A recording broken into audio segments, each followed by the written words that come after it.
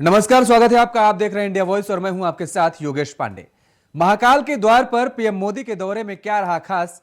नेताजी मुलायम सिंह यादव की अंतिम यात्रा में कौन कौन हुआ शामिल? और इसके साथ ही बात होगी कैसे हरिद्वार में धरे गए देश के खिलाफ साजिश रचने वाले दो संदिग्ध। उत्तराखंड से लेकर यूपी और यूपी से लेकर झारखंड की तमाम बड़ी खबरें बताएंगे ग्राउंड जीरो से हमारे सहयोगी। धार भी और रफ्तार भी बात होगी रिपोर्टर लाइव की। तो चलिए सबसे पहले बात आज की बड़ी खबर की। मध्य प्रदेश के महाकाल नगरी उज्जैन को पीएम नरेंद्र मोदी ने भव्य और दिव्य महाकाल लोक की सौगात दी है। क्या रहा पीएम मोदी के दौरे में खास, पूरी जानकारी दे रहे हैं हमारे सहयोगी नितिन कुमार। देश के प्रधानमंत्री नरेंद्र मोदी ने आज देश के लोगों को जो एक बड़ी सौगात दी है। आपको बता दें कि उज्जैन के अंदर महाकालेश्वर मंदिर को लेकर प्रधानमंत्री नरेंद्र मोदी ने आज उज्जैन के अंदर जो महाकालेश्वर मंदिर है उसका शिलान्यास किया है। आपको बता दें कि जिस तरीके से यहाँ पर महाकालेश्वर मंदिर के लिए लोगों की जो भीड़ थी, यहाँ पर देखने के लिए लोग आते थे, पूजा पाठ करने के लिए महाकालेश्वर मंदिर आते थे, आज उन लोगों को एक बड़ी सौगात दी है। 900 मीटर से ज़्यादा जो रुद्र जो झील है, प्रधानमंत्री नरेंद्र मोदी ने उसे जोड़ने का जो कार्य है यहाँ पर किया है महाकालेश्वर मंदिर के लिए। लेकिन आपको बता दें कि 856 करोड़ रुपए की जो लागत है, इसमें प्रधानमंत्री नरेंद्र मोदी ने आज उज्जैन के अंदर यहाँ पर सौगात एक दी है। आपको बता दें पूरी तरीके से यहाँ पर जो देश विदेश से लोग आते थे महाकालेश्वर मंदिर के लिए पूजा पाठ करने के लिए, तो उनको एक बड़ी सौगात प्रधानमंत्री।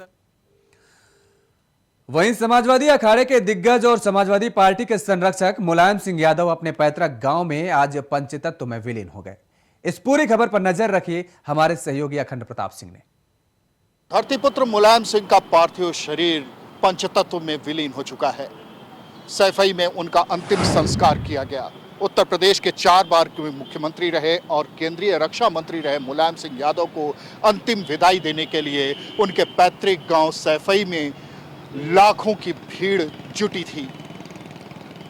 केंद्रीय रक्षा मंत्री राजनाथ सिंह और तमाम केंद्रीय मंत्रियों सहित उत्तर प्रदेश के मंत्रिमंडल से तमाम मंत्री उनके अंतिम दर्शन करने के लिए आज सैफई पहुंचे थे। इस बीच राजस्थान के मुख्यमंत्री अशोक गहलोत, तेलंगाना के मुख्यमंत्री चंद्रशेखर राव और बिहार के तेजस्वी यादव, किरीट सोमैया, योग गुरु बाबा रामदेव सहित तमाम बड़ी हस्तियां नेताजी के अंतिम दर्शन करने के लिए सैफई पहुंची थीं।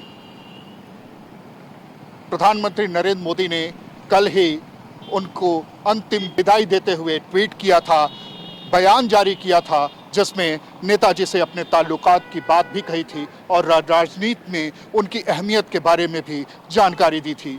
समाजवादी आंदोलन को नई धार देने वाले और युवाओं को प्रेरणा देने वाले मुलायम सिंह यादव का जाना न सिर्फ समाजवादी पार्टी, समाजवादी आंदोलन, बल्कि उत्तर प्रदेश और देश की सियासत के लिए एक बेहद अहम क्षति है। अखंड प्रताप शाही, इंडिया वॉइस। और उधर बिहार के छपरा जिले में जेपी के जन्मदिवस के मौके पर आयोजित कार्यक्रम में गृह मंत्री अमित शाह और यूपी के सीएम योगी ने शिरकत की है। इस खबर पर जानकारी दे रहे हैं हमारे सहयोगी प्रियम। जेपी के जन्मदिवस कार्यक्रम में शाह और योगी। जयप्रकाश नारायण की जयंती पर आज गृह मंत्री अमित शाह बिहार के छपरा जिला पहुंचे, जहां पर उन्होंने जयप्रकाश की 14 फीट ऊंची प्रतिमा का अनावरण किया। उनके साथ इस कार्यक्रम में उत्तर प्रदेश के सीएम योगी आदित्यनाथ भी मौजूद रहे। सीएम योगी आदित्यनाथ ने अमित शाह का अभिवादन करते हुए कहा कि बिहार में लोकतंत्र खत्म हो चुका है और वो बिहार में खत्म होते हुए लोकतंत्र को नहीं देख सकते हैं। जब जब देश के अंदर लोकतंत्र खत्म हुआ है, बिहार में आंदोलन की शुरुआत हुई है। अब एक बार फिर वक्त है जब बिहार के लोगों को खत्म होते हुए लोकतंत्र को बचाने के लिए आगे आना होगा। वहीं दूसरी तरफ गृह मंत्री अमित शाह ने नीतीश कुमार पर हमला बोलते हुए कहा कि अब कुछ लोग केवल सत्ता के लिए कुर्सी पर बैठे हुए हैं। जेपी ने गरीबों, वंचितों और पिछड़ों के लिए काम किया। केंद्र की मोदी सरकार भी गरीबों के लिए अंत्योदय के साथ गरीब लोगों को जोड़ने का काम कर रही है। अब बिहार की जनता को तय करना है कि वो जेपी के सिद्धांतों पर चलने वाले लोगों की सरकार को पसंद करेगी या फिर उनके वादों और उनके सिद्धांतों को भूल चुके लोगों के साथ। कैमरामैन सुभाष चंद्रा के साथ Priyam Pathak, India Voice, Lucknow. Lucknow police को जाली करेंसी का काला कारोबार करने वाले एक गिरोह का पर्दाफाश करने में कामयाबी मिली है। इस खबर पर अपडेट दे रहे हैं हमारे सहयोगी चंदन वर्मा। 2021 में एटीएस के द्वारा फेक करेंसी के साथ कुछ लोगों को गिरफ्तार किया गया था। वहीं गोमती नगर कोतवाली पर 8 लोगों के खिलाफ मुकदमा दर्ज किया गया था, तो वहीं 6 लोगों की गिरफ्तारी हुई थी, जिसमें 6 लोगों को जेल भेज दिया गया था। 2 लोगों के लिए पुलिस काफ़ी तलाश कर रही थी, जिसमें कल लखनऊ पुलिस की क्राइम ब्रांच को एक बड़ी सफलता लगी है। कल देर रात लखनऊ की क्राइम टीम ने नोएडा के अरिहंत अपार्टमेंट में छापेमारी कर एक अभियुक्त की गिरफ्तारी कर उसे लखनऊ के गोमती नगर थाने में पेश कर उसे जेल भेज दिया गया है। वहीं एक फरार साथी की भी लखनऊ पुलिस तलाश कर रही है। अब देखना होगा आखिर कब लखनऊ पुलिस फरार साथी तक पहुंचती है। लखनऊ से इंडिया वॉइस के लिए चंदन वर्मा। वहीं आतंकवाद के खिलाफ हरिद्वार में एसटीएफ ने बड़ी कार्रवाई करते हुए न सिर्फ गिरफ्तारी की है बल्कि कई अहम खुलासे भी किए हैं। जानकारी दे रहे हैं हमारे सहयोगी अवनीश प्रेमी। क्या है कि आतंकी संगठन देवभूमि को भी अब धीरे धीरे अपना निशाना बना रहे हैं। यही कारण है कि देवबंद से जिस तरह गिरफ्तारी की गई, उसके बाद हरिद्वार में भी संदिग्धों की सूचना मिली और 2 युवकों को उस इलाके से गिरफ्तार किया गया जहां धर्म विशेष के लोग रहते हैं। यूपी एसटीएफ की बात करें तो दोनों ही संदिग्धों ने काफी कुछ बताया है, लेकिन अभी मीडिया में उसका खुलासा नहीं किया जा रहा। उत्तराखंड खुफिया विभाग की बात करें तो वो भी अब इस पूरे मामले में सक्रिय है। अब देखने वाली बात यह होगी कि उत्तराखंड के किन किन इलाकों में ये दोनों संदिग्ध घूमे और गजवा-ए हिंद जैसी संस्था के साथ युवाओं को जोड़ने की कोशिश की। अगर उत्तराखंड का खुफिया विभाग इस पूरे मामले को गंभीरता से देखेगा तो निश्चित तौर पर कई और नाम भी इस पूरे मामले में सामने आ सकते हैं, जिनकी गिरफ्तारी जल्द ही होने की संभावनाएं जताई जा रही हैं। ये घटना जो है गंभीर घटना है, इसका लेते हुए जो है सभी इसमें एक समीक्षा चल रही है। तो हमने सभी एसएसपी को भी अवगत कराया कि इस टाइप का चीजों में सतर्क रहें करके, और उत्तराखंड पुलिस में जो भी इस टाइप का जो है किसी लेवल का है तो कोई भी चीज हमारा सामने आता है गंभीरता से लेकर कार्रवाई करते हैं ताकि इसका पुनरावृत्ति ना हो। कहीं मत जाइएगा, फिलहाल रुकते हैं एक छोटे से ब्रेक के लिए। ब्रेक के बाद फौरन हाजिर होते हैं। ब्रेक के बाद एक बार फिर आप सभी का स्वागत है। रांची में भ्रष्टाचार से अजीज लोग सड़क पर उतर आए। प्रदर्शनकारियों की मांग रही कि सूबे में व्याप्त भ्रष्टाचार पर सरकार अंकुश लगाए। प्रदेश सरकार के खिलाफ नाराजगी देखने वाली इस खबर की पड़ताल की हमारे सहयोगी राकेश कुमार ने।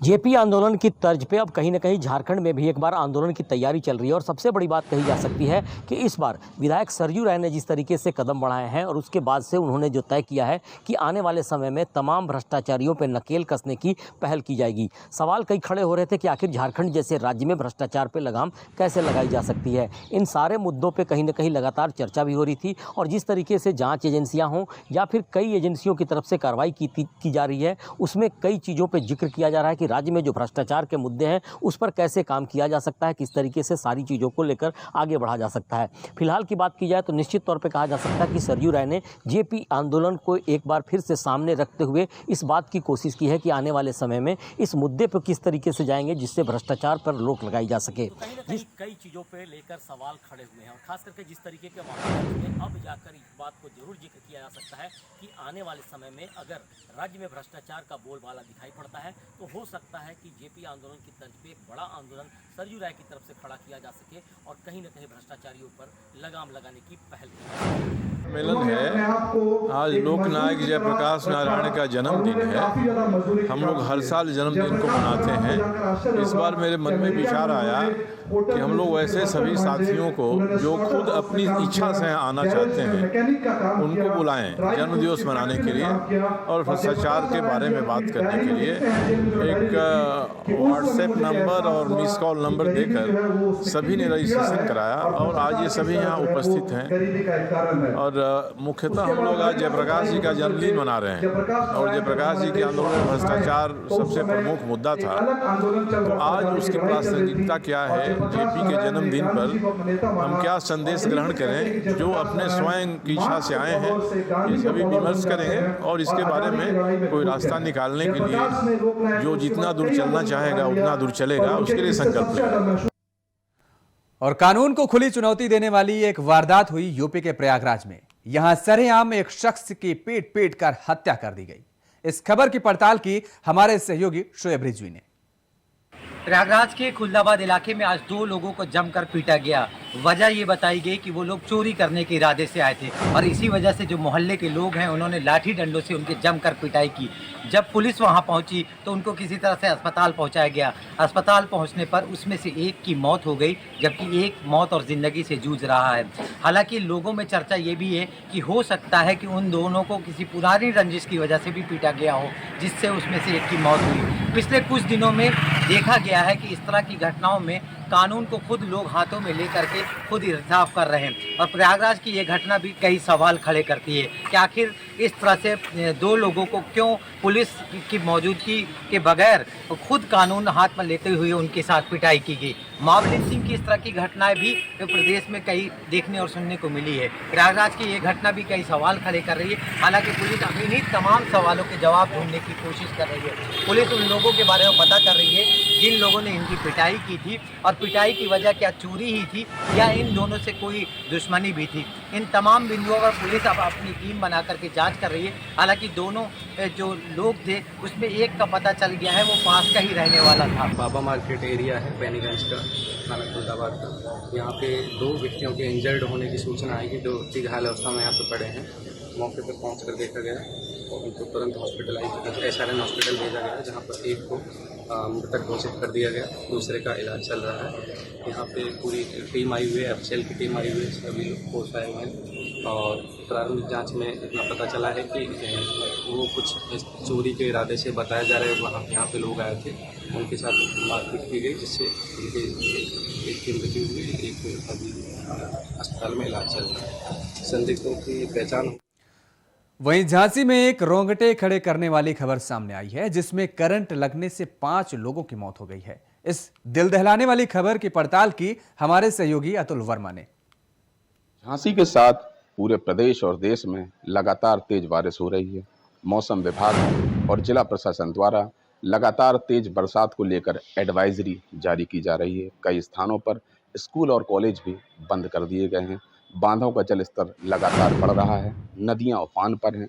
नदियों के आसपास के गांवों को खाली कराया जा रहा है। कई जगह आकाशीय बिजली गिरने के मामले भी सामने आए हैं।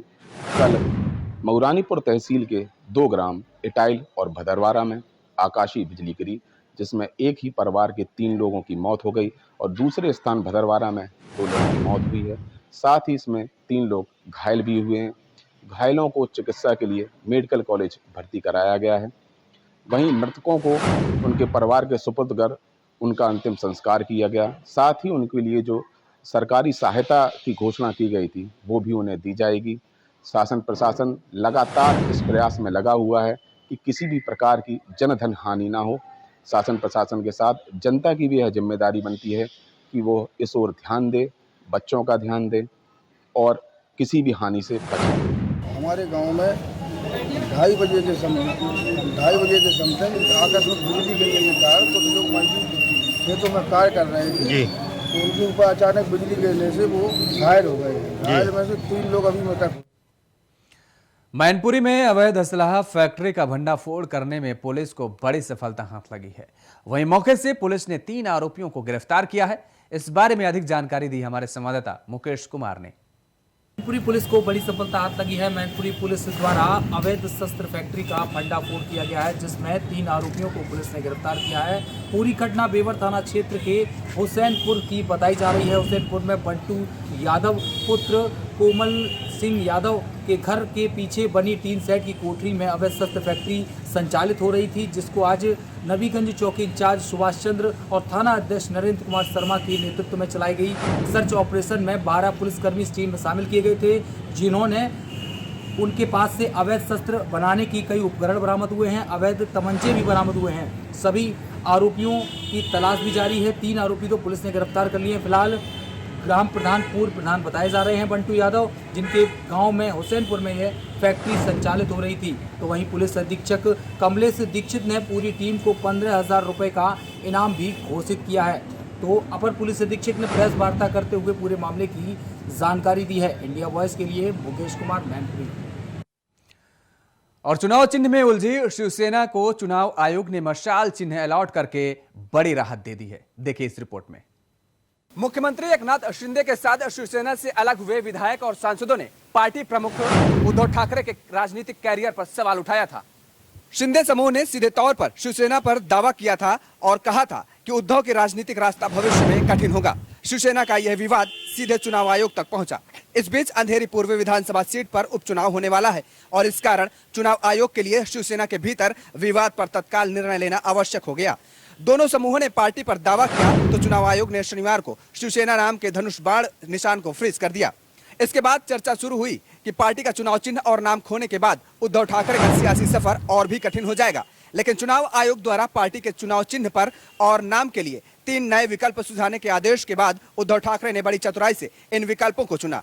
उन्होंने यह सुनिश्चित किया कि उनकी पार्टी के नाम के साथ शिवसेना और बाला साहब का नाम उल्लेख किया जाए। हालांकि चुनाव आयोग ने शिवसेना बाला साहब ठाकरे के नाम के लिए उद्धव की पहली प्राथमिकता की मांग को खारिज कर दिया, लेकिन शिवसेना के नाम को उद्धव बाला साहब ठाकरे के नाम के रूप में मंजूरी दे दी गई और इसके साथ ही उद्धव ठाकरे के गुट को सिंबल के रूप में मशाल दे दिया गया। इंडिया वॉइस के लिए योगेश पांडे। तो रिपोर्टर लाइव में फिलहाल हमारे साथ इतना ही। कल फिर होगी मुलाकात। नमस्कार।